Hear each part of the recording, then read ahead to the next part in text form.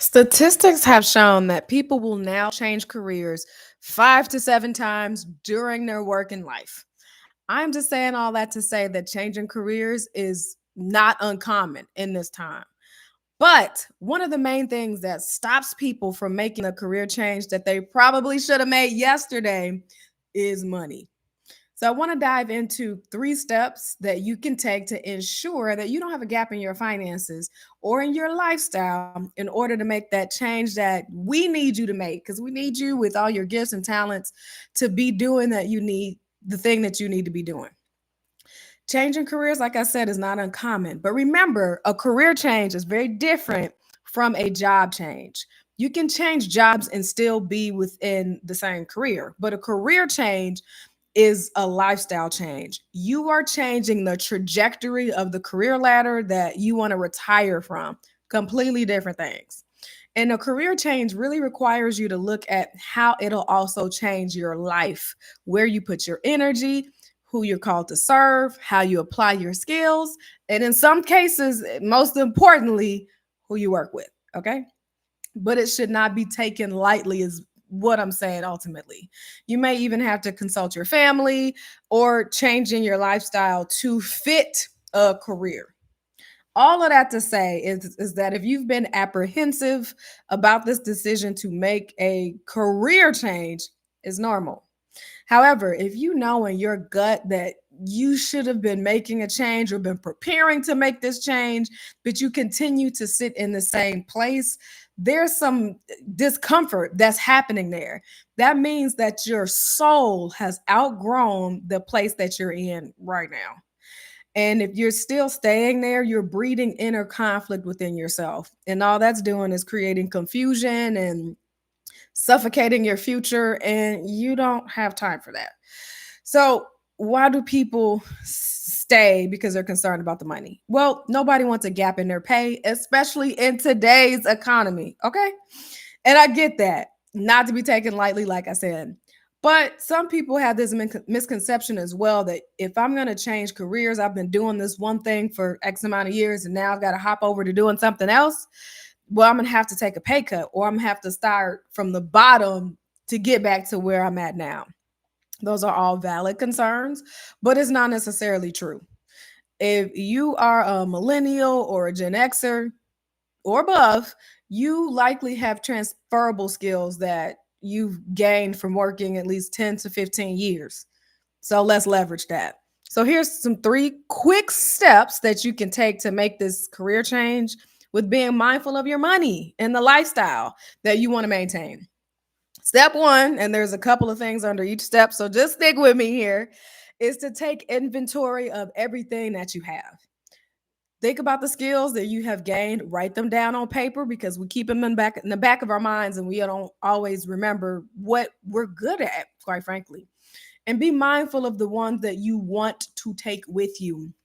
I might be a master at paper shredding, but is that something that I want to continue to do in my career? No. Think about your financial landscape. Get a piece of paper out, draw a line down the middle, 2 columns. How much do you need to survive? And how much do you need to thrive so that you know the range of a salary that you can take realistically? Then the last thing under this point of taking inventory is what's your tipping point? Is it your finances? Do you need a good work life balance or work life integration? What is your primary goal? If your main goal is to make the money, is the finances, then you're less likely to budge on that. And that's okay. But if you are looking for fulfillment, then lead with that and make your second factor the money that you need to, that's in that range of surviving and thriving. Step two that you need to do is to do your research before you apply to anything.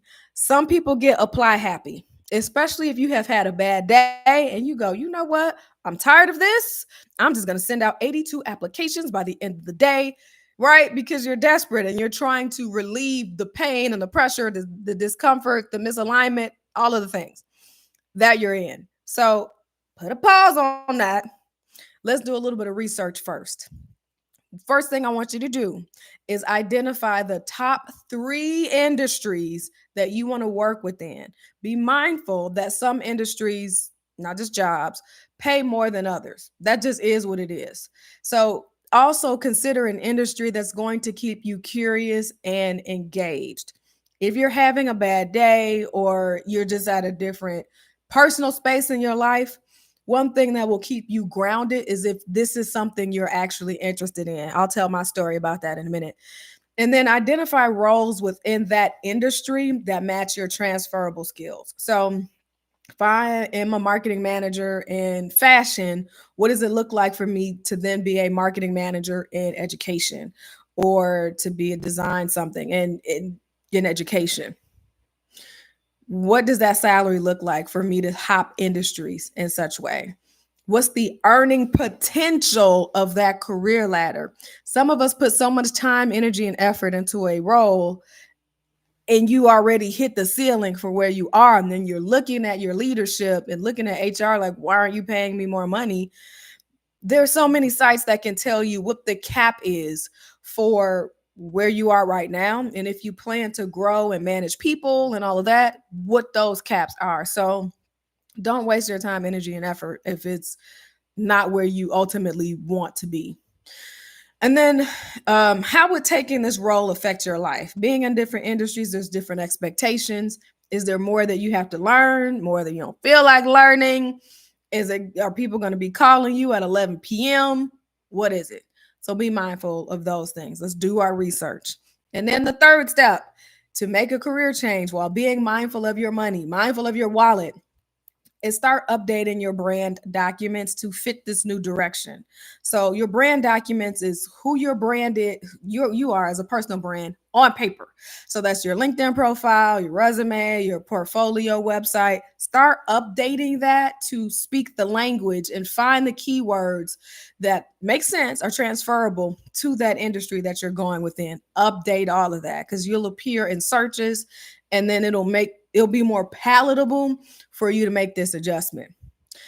The last thing I'll note is you don't have to be an expert in this. Of doing this research, finding all of these things out is much easier if you don't go at this alone.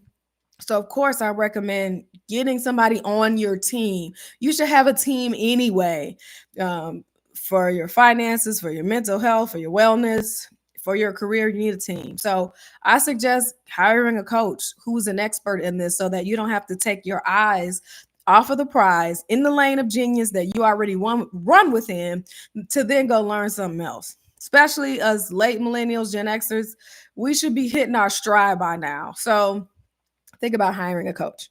Okay, let me give you an example of industry shopping that I have done and what that looked like. So, when I started in my career in marketing, I interviewed and tested out several different industries. Marketing looks different across healthcare, transportation, retail, educate. It's going to look differently.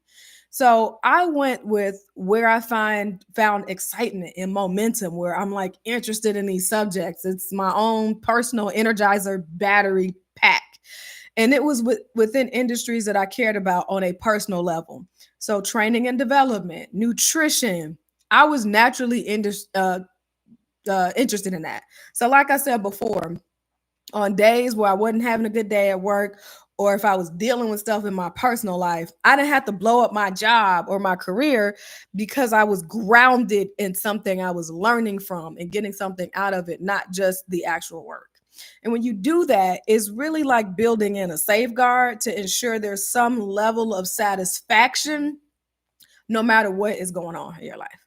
And then the last thing is after I did my little research, is that there were several industries that I immediately eliminated because I knew it would keep me under financial duress. It is what it is. Some things may be interesting, but if I have financial goals and I have a certain lifestyle that's comfortable for me, that I want to lead, that feels good, there are some industries that are just automatically going to come off of your peer view. According to the Bureau of Labor Statistics, there are over 100 industries to explore. So take some time to explore them. You are worth taking the time. I personally found this fun to expand my perspective and my peer view to go, oh, I didn't even know that was a thing. This was an industry.